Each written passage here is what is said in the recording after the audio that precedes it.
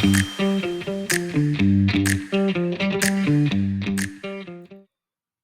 again, everybody. It's me, Sorare Teacher. It's been a little while since my last video. I intended to put out my most recent video probably a few days ago, but I ended up getting sick this week. And so, inability to talk, constant coughing, nobody wants to listen to that. So I pushed the video off until now, until this weekend.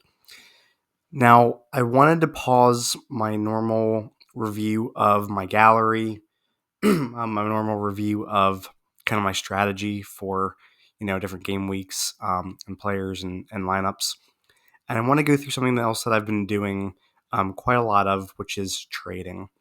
I kind of wanted to prove to myself, is trading in Sorare still a profitable and worthwhile endeavor? Is it actually a use of your time that's worthwhile? Um, do cards, do cards fluctuate enough to really be worth it? Can you have a strategy that works to make money off of trading? And my conclusion over my 2-month trial is absolutely 100% you can make money trading cards on Sorare as long as you follow some important principles. Now, I'm a big stock market guy. I really like following the stock market, analyzing stocks, things like that. And so a lot of the same principles that I use when I kind of look at the stock market and make decisions about stocks and things like that apply really, really closely with Sorare decisions. You kind of want to use the same principles because they just work. They're just flat out really good principles to follow no matter what it is you're trading, no matter what it is you're buying and selling. These principles are good. So I just want to go over briefly my 5 core principles to being a profitable Sorare trader in 2025. Back in the day, it used to be incredibly easy to make a lot of money from trading. I used to be able to pretty much buy a guy as soon as rumors of a move to a better club were announced, and the guy would just shoot up. He'd spike astronomically. There's a lot of liquidity in the market. It was really easy to sell for a profit. These days, it is a lot harder to do that. There are people who are essentially, spending less money on the platform. People feel like they got burned over the last couple of years of card prices dropping dramatically. So there are a lot of people out there saying, I'm not going to invest any money in the platform, or I'm going to pull money out of the platform and leave it all together. And so it is harder to do it today. The things that used to drive a market back then don't nearly drive it as hard as they do today. But I'm going to go through some things with you that can still work and generate a pretty decent ROI, return on investment, if you have the time and the patience to do it. Now, also when I go through this, I do want to be clear. I'm not just a trader. I'm mainly a player. I put out lineups. I try to win. You guys have seen my recent videos. I've been on a pretty good run. Put out some really good lineups recently. Had some really good results. But I also like to trade as well with some of my cash balance because, if you can make money, if you can actually profit off of cards, and that just means you have more money to play with when you want to buy some cards to kind of permanently add to your gallery and use in your good lineups. So I still have my cards that I'm never going to sell. I still have cards that, I've got good collection bonuses that have 10% plus XP on because I've had them forever. Those aren't going anywhere. But I do like to play around with some cards and try to make a profit here and there. So that way I have some, continual money to work with without necessarily adding money into the platform. So without further ado, let's go through some of my key principles that I use to try to actually make some money in the Sorare market in today's Sorare card climate. The first one, first and foremost, is if you have patience, it will pay off when trying to flip cards. Now, the guy I have pictured here is a really good example. I talked about him, I think, in one of my earliest videos. This is Benjamin Rollheiser from Benfica, now going to Santos in the Brazilian league. I think he's going to be playing with Neymar, but next to Neymar, which is pretty cool. The reason why I bring him up is back in my video, back in January, I said this guy was on the verge of getting a move somewhere else, getting a favorable move. He went to Benfica, really highly touted guy, a lot of promise, but he never quite broke into the first team. Kind of ended up just being, a permanent sub. Some games he wouldn't sub in at all. And so his price dropped really, really low. I think his 2024 season card, so his end season card, was like $1, maybe even a little over $1. But I think I bought him like right around $1, like $1.06 for his limited. Well, because I knew he was really good, because I knew he wasn't playing much in Benfica in Portugal, I knew that he was eventually going to get a move to a favorable club, most likely back to Latin America, where he originally started out. And so I bought him for $1. I held on to him. And then, about a month later, lo and behold, he starts getting rumors to Brazil, getting rumors to Botafogo, which are the best club, the most offensively talented club in Brazil, getting rumors to Santos. He was getting rumors to the MLS to be like a DP striker. That would have been really good. He ended up going to Santos, which is also a great spot. Not the best spot. I think the best spot would have been, in the MLS because they score goals like crazy in the MLS. But Santos is also a good spot to land to because he'll be one of the main focal points of their attack in Brazil. So after it was announced that he was on the move somewhere, his price shot up, I think, from $1 to like $4 or $5. I didn't catch the full amount of that move. Let me actually show you. Go to my little spreadsheet here. It's a pretty basic spreadsheet. I don't analyze, or keep track of a ton of data, just pretty much who I buy, when I bought them, the initial cost, the profit. This is the net profit. It's important to note that because, as you guys know, there's a 5% transaction fee when you use the manager market. And so this is after the fee has been taken out. So this is just the net profit, or the net loss, I should say. And then I mark, did I make a profit? Did I make a loss? If I include that card in a trade for somebody else, I kind of just, gray that out because it's really hard to keep track of profit and loss when you just do a flat out trade. And then my total profit over here, which as you can see is right now for about a month and a half of trading, just limiteds has been pretty good. And again, I don't do this a ton. I don't spend all day on Sorare data. So for the time that I do spend in my spare time, I think this has been pretty solid so far. But I'll get into my profit and my ROI in just a little bit. Anyway, I want to go down to Rollheiser, who's right here.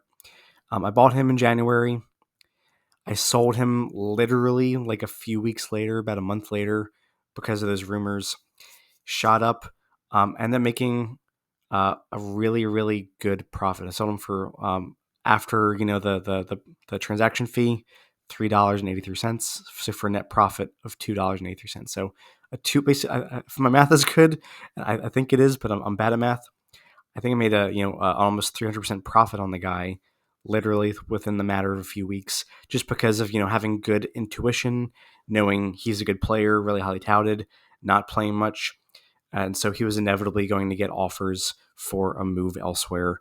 And when you're not playing, any move somewhere where you're going to be playing all the time is good for your price, right? It's good for that card's price, and so I was able to make almost 300% profit. Sorry, within a matter of several weeks. And so, if I had done, if I bought a dozen of those, I could have made a lot more money. I only bought one just because I was testing out something. I was just going to see what happened to them.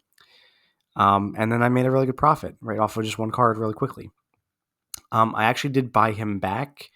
See, I actually ended up buying another one for $2.39. If his price goes up again, if his price is flying because he's crushing it in Brazil, or because he's one of the best forwards available during the summer when most leagues are not playing, and so there's probably more demand for cards that are still playing when most people are not. I'll probably sell him again, but for right now, the second purchase is just I'm gonna play with them. I'm gonna use them in my lineups throughout the spring and the summer, and if his price goes way up again, especially now that he's no longer being minted, I will definitely sell him again. I'm not married to any of these cards. I will simply use them and benefit from them in my lineups until it seems advantageous or a good opportunity to sell that card for a decent profit. So Benjamin Rollheiser, really good example of just having some patience, of buying somebody because they're good, because a move is inevitable. It's down the road, and then cashing in once that comes good, or once those rumors start flying, pumping up that player's price. So Ben Royzer, perfect example. I didn't even have to wait that long. I only had to wait 3 or 4 weeks to make a several 100% profit on that card. My second key point is take advantage of bad information being given to the public. Ilgyu Park, who's now the starting goalkeeper for Yokohama Marinos in the J1 League in Japan. If you looked at him a month ago, after the season ended, Sorare data showed him as having no team. I think if you went on Sorare and you looked at his card, it showed him as having a red X because he was teamless. So they're saying, oh, you can't use him in a lineup because he's not in a covered league. That caused people to panic and sell his card for like pennies on the dollar. I think people were selling him for under $1 or around $1. The problem with that was it had already been known for a long time through social media, through Yokohama announcements, that he was going to be the starting goalie for Yokohama. We already knew this. However, a lot of people who play Sorare, they don't look at Twitter reports. They don't do the work to really figure out if a player's starting or on the bench or what their role is the team and the team is going to be. A lot of players in Sorare don't do the work to figure out how valuable a player actually is or what their status in the team actually is. So while a lot of people simply just saw the red X and panic sold him for $1, or a lot of people who saw in server data that he was without a team and panic sold him for $1, anybody who already knew that he was signed to Yokohama and was the likely starter, would have cashed in really, really nicely. And that's what I did. Actually, I bought a couple Yogi Parks. I sold them for like $5. I think I bought my first one for $2, and then he just kept dropping from there because, again, people thought that he was teamless. People thought that he was in an uncovered league or something, without actually looking to see what was true. And so, as soon as people saw, oh, he's actually starting, he's actually already, not only does he have a team, but he's a starter for that team, he shot up to like $5. I think he's right around $5 or $6 now for his classic card. So I sold my $2 Ilgi Park for, I think, like $4.50. Didn't quite sell the top, but again, I basically doubled my money on Ilgi Park because I knew he had a team. I knew he was going to be the starter for the team. But anybody who is just a lazy server player did not know that. They just saw the red X, or they saw that he had no team in server data, and they just assumed, oh, he has no team, or he can't score any points in server anymore. I'm going to sell him for whatever price I can and cash out. And so if you do the work and you follow up on players and see, do they actually have a team? Are they actually expected to be a starter?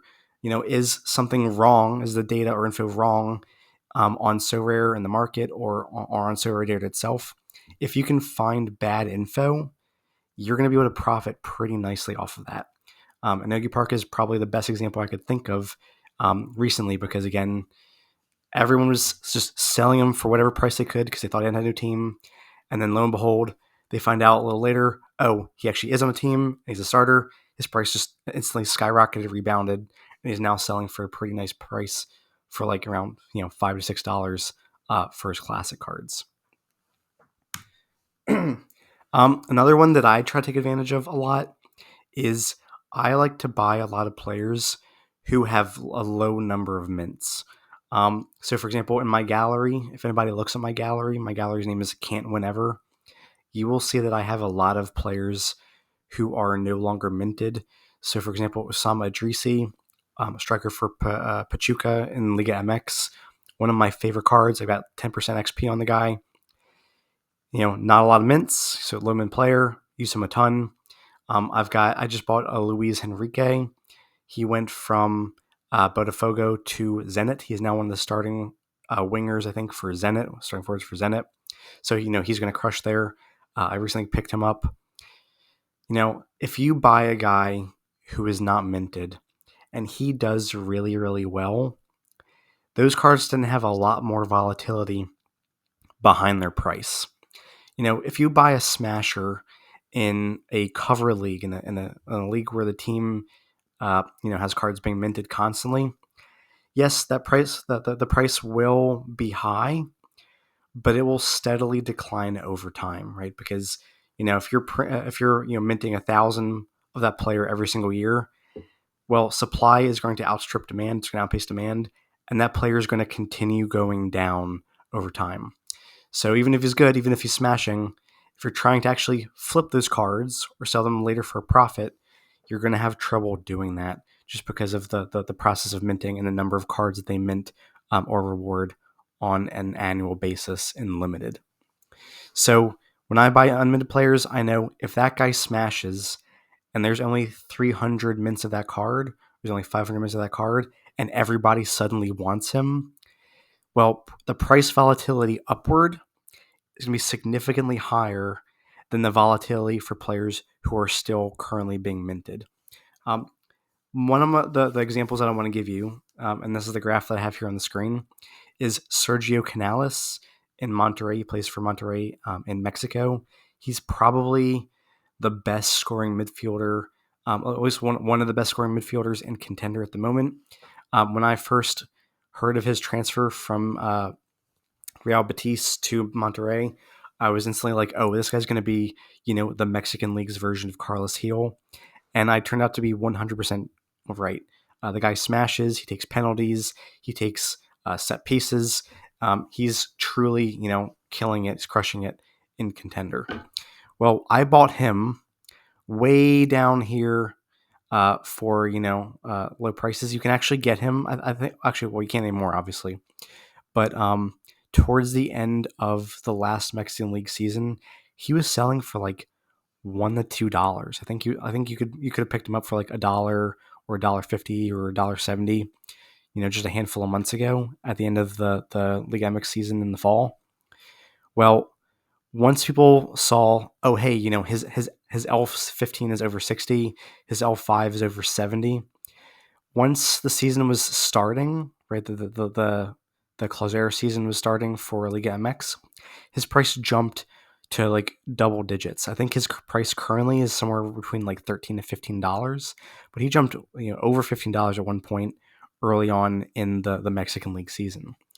And so, that's one because he's really good. He's one of the best midfielders you can get, so people want him. There's the demand is there, but two, his cards are no longer being minted, so there's less pressure on the supply, which means demand is going to cause price volatility to go way up in your benefit, right, in your favor.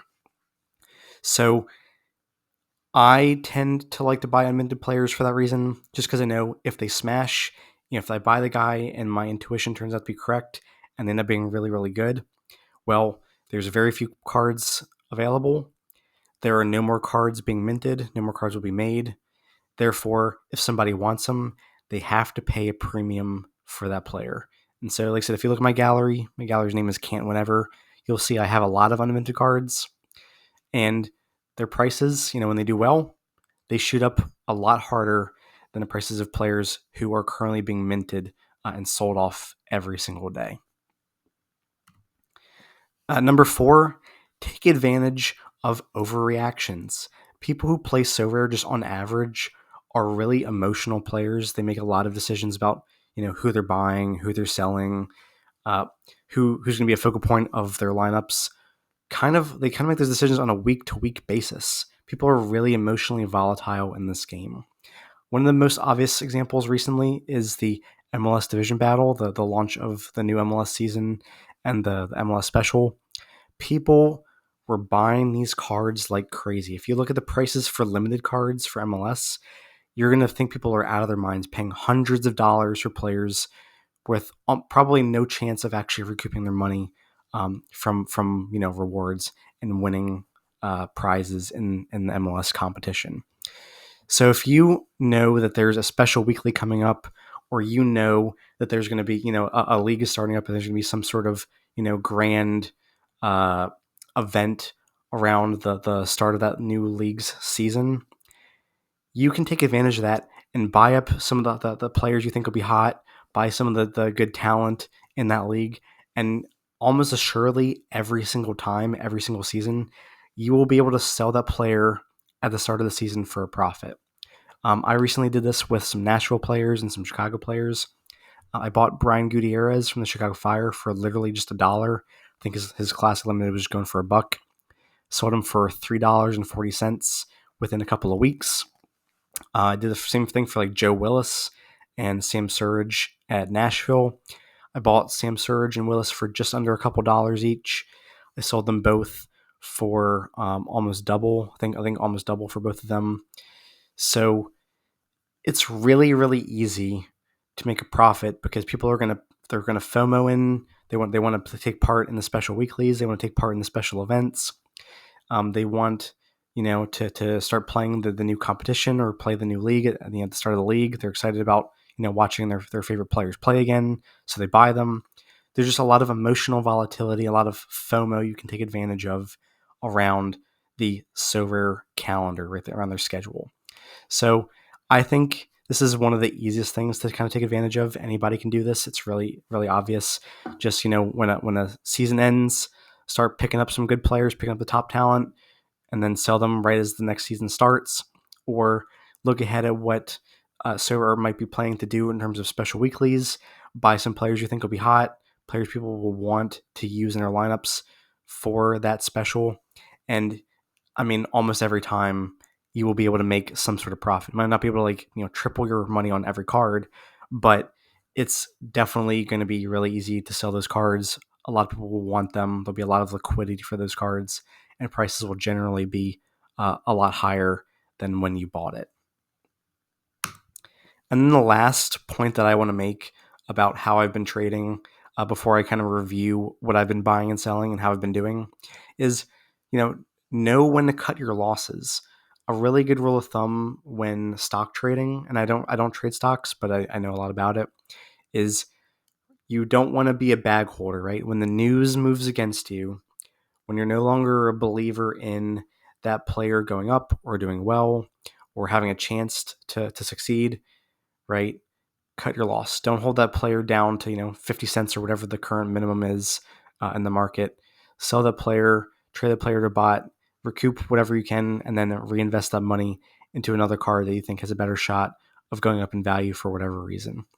Daniel Schmidt's a really good example of this. I bought a Daniel Schmidt right before the J League season started because he transferred over from the Belgian league to Nagoya.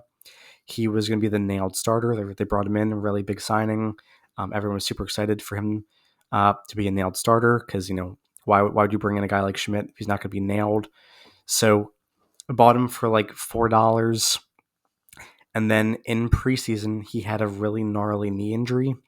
The team has been pretty hush-hush about how bad the injury is, but it is, according to rumors, according to people who know a lot, the J League insiders, essentially, it's going to be an issue for months. Right? It's not a matter of weeks. He'll probably be out for a significant part of the season, and so I sold him for, I think. Let me actually take a look at my tracker here. So I bought him for $3.90. I sold him for $2.50 right after the news broke for a loss of $1.40. But if you look at him now, right, obviously his price is trending down, and the longer he's out, the sooner, the more people who realize that it's a significant injury, the more people will sell him or trade him to bots, and so that price is just going to continue to dwindle down and down and down. So I figured $2.50 for a guy who's probably going to miss like half the season. That's a pretty good deal. And so I cut my losses on him before it continued to drop any further, and he would essentially become, untradeable or unsellable to anybody, especially, including bots. Because once a bot has enough of those cards, once a player, gets enough DNPs, the bots don't even want that guy anymore either. So traded him away for $1.40 loss before he became essentially unsellable. I'm just, sitting in my gallery as an unusable and unsellable player. So those are my 5 really important tenets. As you can see, I started basically around early January, and I've been trading through the month of February as well. Most of my trades so far have been profitable, but something that's really important to note too is a lot of these trades were actually really quick. Now, there's guys like Rollheiser where I was planning to hold him long term, but then the news, the transfer came a lot sooner than expected, so I sold him sooner than expected. But a lot of these trades were just really quick in and out. For example, I bought Franco Petroli right before the start of the Argentinian season for a little under $5, and then I was able to sell him for several dollars more. Actually, well, I guess 240 more. Literally, days later, I think like a week or two later, once the season actually began, because there was some FOMO. People wanted to start playing again. They wanted to use some Argentinian cards, and so since he was one of the first teams to play, people started FOMOing into Petroli. So we took advantage of the FOMO again, advantage of the new league season to make a couple quick bucks for my account. Another good example is Santiago Sasabar. Actually, this is kind of an embarrassing example. I bought him for $250. I sold him for around $4, literally like a week or two later. That was the wrong decision, and let me show you why. Let me scroll all the way up here. If I type in Sasabar here, look at what his price is now. So I sold him for $4. He's selling now for like 12. He actually even went a little higher for that from that. So that is actually an example of me, I guess, selling a little too early. I could have held on to him for a while. He is a really good player. He does score really well. He's obviously unminted right now. So, if people want him, they have to pay a lot of money. So I sold him a little too soon, but in general, most of my trades are pretty short term, like a week, maybe two at most. Sasabar actually is a really good example of that price volatility I mentioned earlier, right? As an unminted player, if he's crushing it, if people want him, the price is going to spike much more aggressively, much more sharply than if he were still being minted. If they're selling, one or two limiteds to him every day, that volatility wouldn't be nearly as extreme. You can't have a guy go from $2.50 to $12 or $13, within a couple of weeks if he was still being minted. That just wouldn't happen. So that's a really, really good example of one of my points about taking advantage of unminted players, hoping they do well, using intuition to buy them, thinking they'll do well, and then taking advantage of their price spike because of that pressure on supply due to an increase in demand. So as you can see, again, I've sold a lot of players. Some players I've actually bought multiple times and sold for profit multiple times. Paul Lopez, an example. I bought Paul Lopez as soon as I heard that he was going on loan to Toluca in the Mexican League, because he went from basically not playing at Girona or Marseille to being the nailed starter for one of the better teams in Mexico. So I bought him for $4.46. I instantly flipped him for a 60-cent profit. Then I did it again for another 50-cent profit. And then I kind of bailed when I realized, I don't actually want Paul Lopez. He's actually not, crushing it as I thought he would. So I just kind of dipped out of him literally within like probably 24 hours for just, basically breaking even on that third trade. So all in told, all of my trades so far, and as you can see, some of them have been losses. Some of them have just been, even trades. But on average, I've been making a pretty good profit. I made a profit so far of approximately $22. And if you look at the value of my gallery, which again is, right now it's fluctuating between 140 to 160, depending on, what I'm buying and what I'm selling, or what I'm doing with my gallery. And that's a pretty solid ROI. Actually, if I open up a calculator here and I divide 22 by what was my gallery's value at this time was 145. That's already about a 15% return on investment when looking at or comparing that to my gallery value within a matter of a couple months. So I made $22 after approximately a month and a half of trading.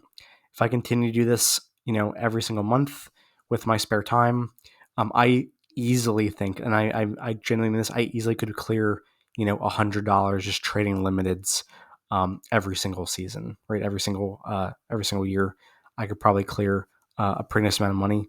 And when you're playing limited, right? And you're buying classic cards, you're playing classic, $100 goes a really, really long way, right? You can buy a really good team. You can buy probably, 2, 3 really elite, really high scoring lineups with $100. And so if I can make $100 profit from flipping limiteds across, a season, that just means every single year that I play this game, for as long as Sorare exists, I'll be able to field stronger and stronger players. I'll be able to reinvest that money into elite cards from a gallery that I'm going to hold on to long term, and then just continue to, compound and build on my success that I'm having in Sorare with my lineups in various competitions.